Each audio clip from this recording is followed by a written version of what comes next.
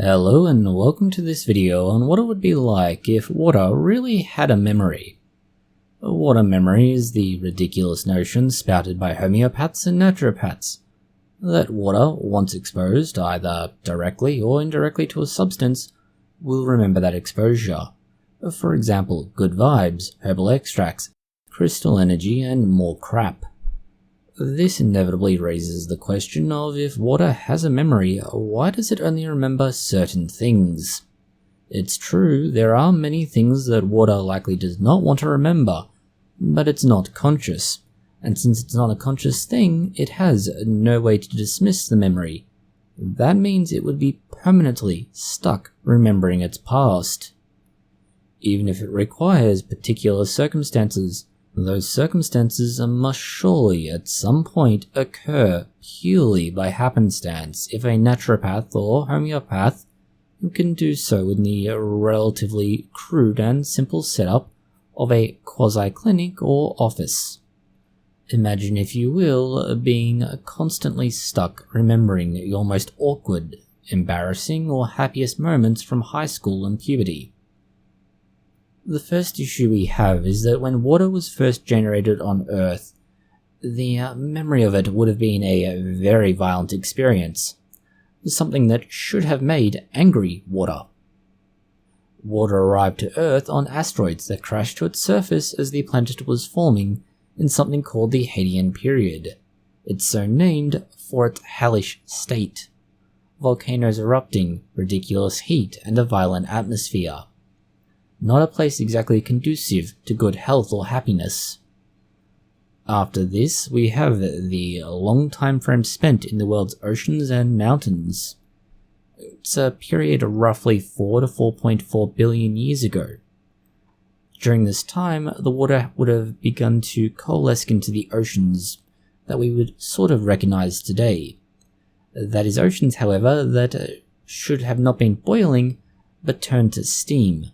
The reason is, these oceans would have been about 500 degrees Celsius or 900 freedom units.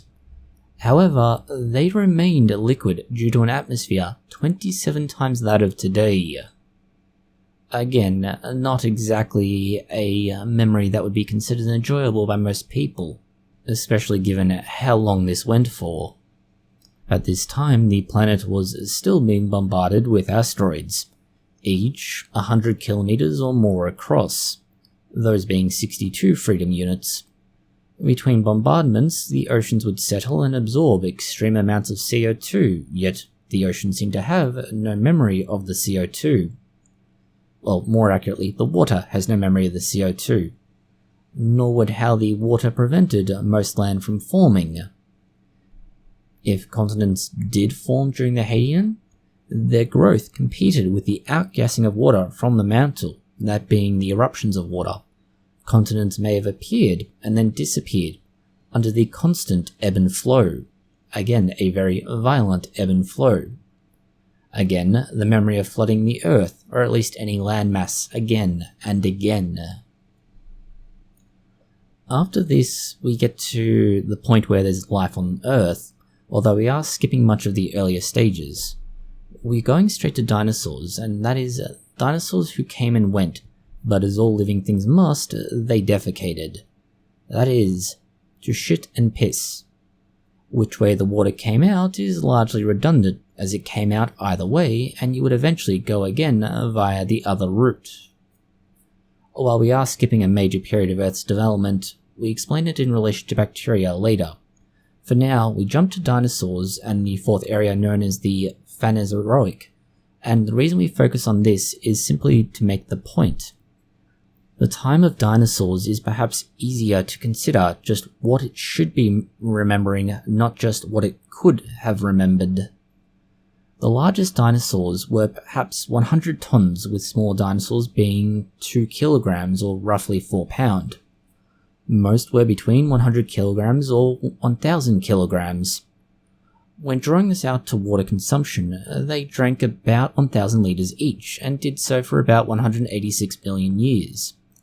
That means the Earth's water at roughly 1 trillion liters, or 2.65 by 10 to the 10th power gallons, would have been consumed repeatedly throughout that time.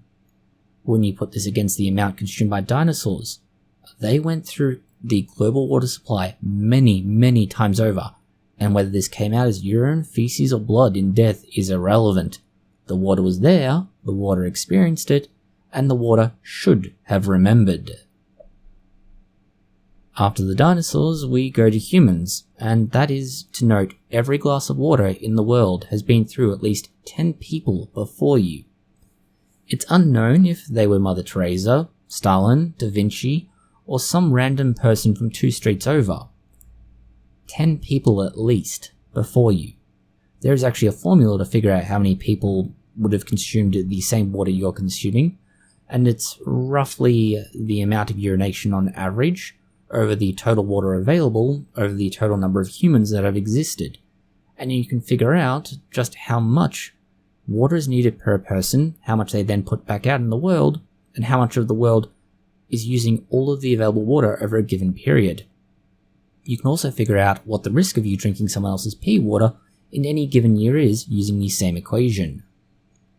Sadly, this won't tell you who drank the water or if it is Gamer Girl water. But 10 people, plus dinosaurs so far. That's a lot of things that the water should have remembered.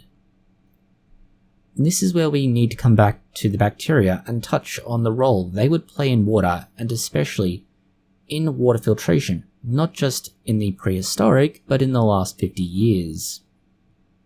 In the period immediately after the Hadean, or just before dinosaurs, it's called the second stage, the Hadean being the first stage.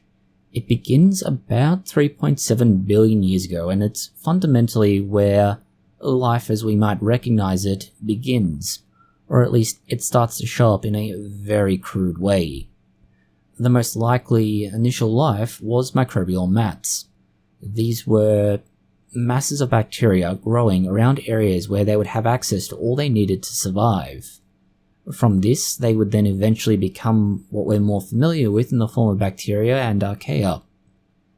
These would continue to exist for another 3.7 billion years, give or take. And in that time, they would have almost constant interaction with the water and be in water. This means that for 3.7 billion years, the water that you're consuming at some point would have been in contact with bacteria that existed, and it would have been any kind of bacteria. Whether they were the most innocuous or pathogenic variety, water should be remembering this. In the last 50 years, we've made far greater use of water treatment plants, and these also have a big role to play with bacteria. They nearly always involve some degree of water treatment that uses bacteria to break down the content of what goes through the sewer system.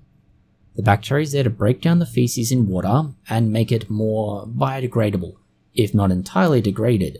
This avoids introducing masses of feces into rivers and other waterways that would lead to contamination. That does mean water sits in a combination of feces and bacteria for an uncomfortable period of time, and, well, although humanity may not have been going through the entirety of Earth's water supply in the last 50 years, we would have made a fairly sizable dent into it, and this means there is at least a considerable amount of it, and in terms from that, probability that you would be consuming some degree of fecally contaminated water and bacterial contaminated water if it had memory. Finally, there are the countless animals that the water's been through and in over the 4.5 million years it's been part of Earth.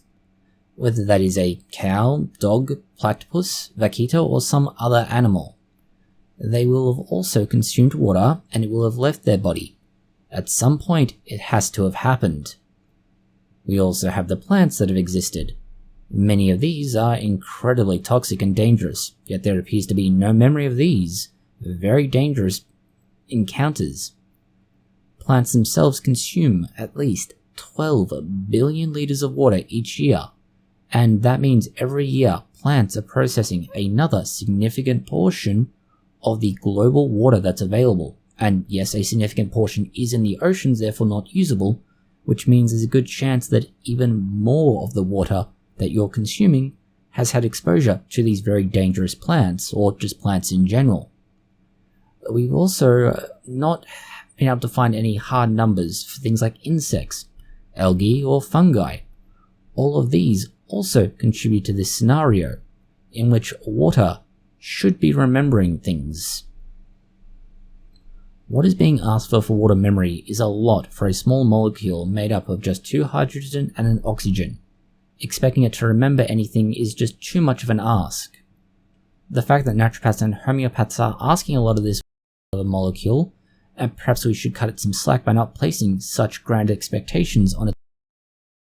It's cruel and unusual, and also utterly ridiculous and devoid of any kind of compliance with physics, or reality. Still, imagine if you will, if water truly had memory, what it's been through, what it's seen, and perhaps shudder in thought that if water could truly remember what it had encountered, perhaps it wouldn't be exactly gunning for your health. Thank you for watching this video. If you found it interesting, consider liking, sharing, and subscribing. Please post any comments, questions, or suggestions you have below.